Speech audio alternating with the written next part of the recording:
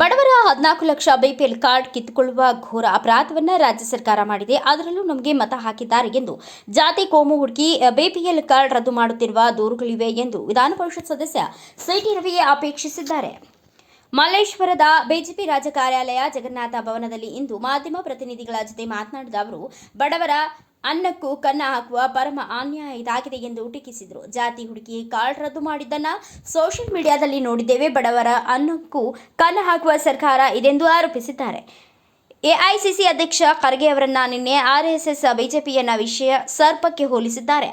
ಅನುಭವ ಪಕ್ವಕ್ಕಿಂತ ಪಡೆದುಕೊಳ್ಳಬೇಕು. ಹಿರಿತನಕ್ಕೆ ತಕ್ಕ ಮಾತು ಅದಲ್ಲ. ಅವರ ಮಾತುಗಳು ಹುಚ್ಚು ನಾಯಿ ಕಡಿತಕ್ಕೆ ಒಳಗಾದವರು ಆಡುವ ತರ ಮಾತಿನಂತಿತ್ತು.